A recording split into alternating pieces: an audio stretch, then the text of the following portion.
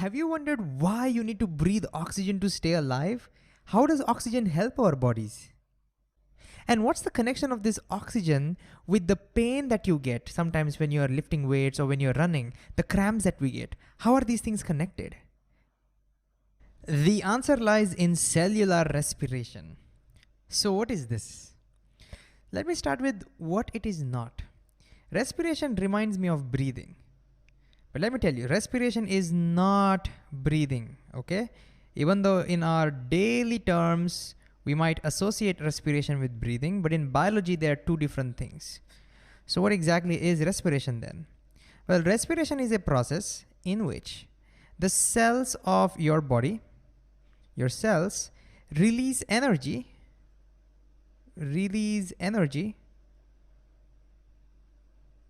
from glucose. And in our daily terms, we usually say burning calories, right? That's what we mean. Burning calories is respiration. So this is where your cells are releasing that energy from the glucose. Now to be more clear, what does this mean? Here is how I like to think about it. So imagine this is your body. The white dots represent the glucose inside your cells. Why do you need glucose? Because glucose has energy inside of it. But that energy is trapped, you can't use it now. So to release that energy, your cells carry out some chemical reactions. They break down that glucose. And that's what respiration is. So respiration is where your cells break down that glucose and release this energy. Think of these yellow dots as energy. And then your body can now use that energy for all the various activities. It's that same energy that keeps your heart pumping and makes your brain work. Almost everything that you do comes from that energy. And now we can answer, why do we need oxygen? If we go back, this is our glucose molecules. Guess what? Cells need oxygen to break that glucose. So this is where oxygen comes into picture. So when we breathe oxygen, the oxygen goes to all the cells. Then the cells use oxygen to break that glucose and release energy. Okay, so why do we need to breathe oxygen? Because cells, for respiration, they require that oxygen to break the glucose. So let's write this down as a chemical reaction now. So what do you think are the reactants for this reaction? Well, we saw that we need glucose, so let's write that. Glucose is C6H12O6. This is the molecule of glucose. And we saw that cells also require oxygen. They also need oxygen. So this is what they take in. And then what did we see? What happens? We saw that the oxygen reacts with glucose, it gets broken down and energy is released, right? So what do we get when we break glucose in the presence of oxygen? Well, we get carbon dioxide. Carbon dioxide is the gas that we throw out of our body. We exhale that because we don't need it. And we also get water. Water is useful for the body and all the cells. So water is retained. And most importantly, we get energy. This is the energy that you saw in the animation. And you may have to balance this equation, which I'm pretty sure you can do all by yourself. But anyways, this is our equation of respiration. Now, how do you remember this? Well, here's the trick. If you look at this equation carefully, it's a little familiar. This is the reverse of photosynthesis. Remember photosynthesis? That was where plants and all the green things will take up carbon dioxide and water and the energy from the sunlight and use it to manufacture glucose and give out oxygen, right? So respiration is exact opposite of that. So in photosynthesis, plants trap the energy from the sun into glucose, and respiration is the exact opposite. They release that energy from glucose.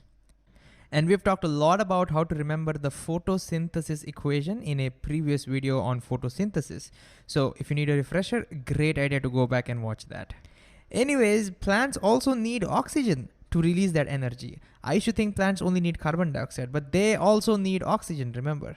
And similarly, your cells also need oxygen to release that energy. And this is happening right now. It's that same energy that's allowing your body to function and allows you to do all the work. And it's the same energy that's allowing me to walk right now. by contracting and relaxing the muscles of my body. Now, since walking is slow, this energy is sufficient. But what happens when I start running? Well, you can imagine as I start running, I spend this energy faster. That means these reactions now have to be carried out faster to give me more energy, right? So that requires a lot of glucose and a lot more of oxygen. Now, glucose is fine because we have a lot of glucose in our body, so there is no problem with it because I ate a lot of food. But what about oxygen? Oxygen comes from outside our body, right? So our cells start demanding now. They say, we need oxygen faster, faster, faster. I need more oxygen faster. And therefore the brain will say, okay, fine, I'll give it to you. And brain forces you to breathe shallow, make you breathe faster, right? And that's why we do the shallow breathing. Why do we do that? Because I want to get that oxygen fast and I want to release that carbon dioxide from my body very fast. And so because of this, the shallow breathing starts. But guess what? Even that is not enough for the core cells over here. You see, the core muscles of my legs are doing the maximum amount of work in running. And so the cells over there need to release a lot of energy. And even with that shallow breathing, the cells are saying, no, this is not enough. I need oxygen even faster, even faster. And the brain says, I can't give you that oxygen that faster. We can't breathe that fast. That's not possible. So what to do? Because they need that energy. So the cells now start doing at a desperate attempt of getting energy. They start conducting a different kind of respiration. They start breaking down that glucose without oxygen. So let's look at the reaction where glucose is broken down without oxygen. And so when there is lack of supply of oxygen, some of the glucose molecules get broken without oxygen.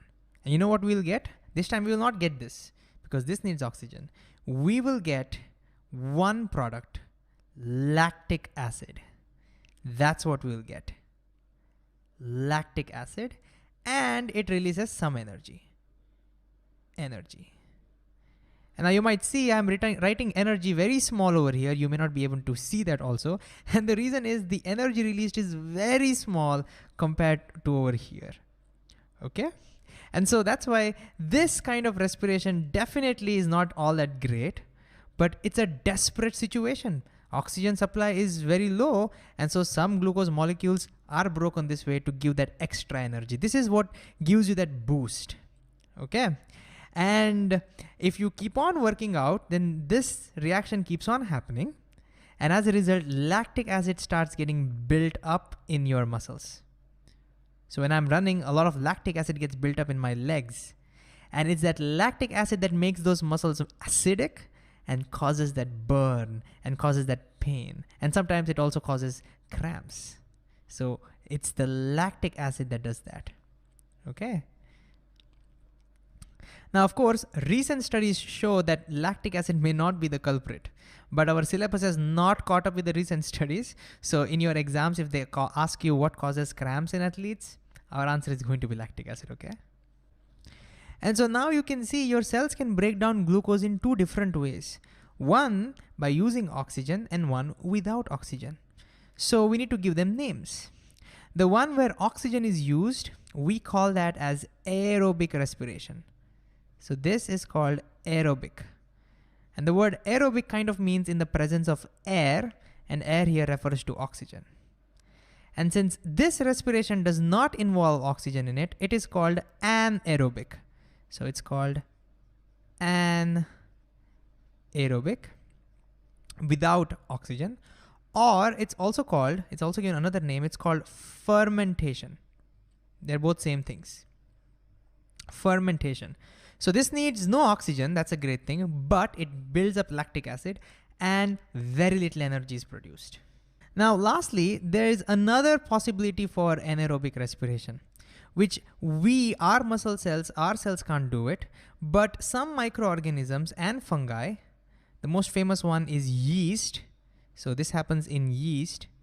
They can also perform anaerobic respiration, meaning without oxygen, but they don't get lactic acid. You know what they give when they break glucose? They give out carbon dioxide. So they give out carbon dioxide plus a very important product called ethanol. ethanol, and again, plus energy. If it's respiration, it has to release energy. Again, very tiny amounts of energy. You may not be able to see this, but that's energy, okay? Very small compared to this. Now, what is this ethanol? Now, you learn a lot about this in chemistry, that ethanol is a kind of an alcohol. There are different kinds. And this is the one that people consume. And so you can see that yeast has a lot of importance in alcohol industry. And how do we remember this reaction now? Well, I like to imagine a picture of a bottle of beer. Now, we do not promote drinking or alcohol or anything, but the picture helps to remember the fermentation of yeast. So they put yeast in this beer, right? And that's what produces the ethanol. And the carbon dioxide produces this froth. But a more mind-blowing example of this is when I learned that yeast is used in bread, and that's what makes it fluffy. So when they prepare the dough of that bread, they add some sugar and yeast to it, and then they let it sit for a while. The yeast starts breaking down that glucose from the sugar and causes carbon dioxide to be released from inside. And that carbon dioxide, since it's a gas, it makes that dough rise. Then they start baking it, maybe by putting it in an oven. And once you start heating it, the carbon dioxide gas starts expanding even more. And eventually, at a particular temperature, both of them start escaping from that, leaving behind air spaces. And that's the airspace that you see in that bread, which makes it spongy and fluffy. Beautiful, right? And so both of these are fermentation or anaerobic reactions. This one is lactic acid fermentation, and this one is called alcohol fermentation. So that's pretty much it. So let's summarize. What did we learn in this video? We saw that respiration in biology is not the same thing as breathing. It is a process where cells release energy from glucose.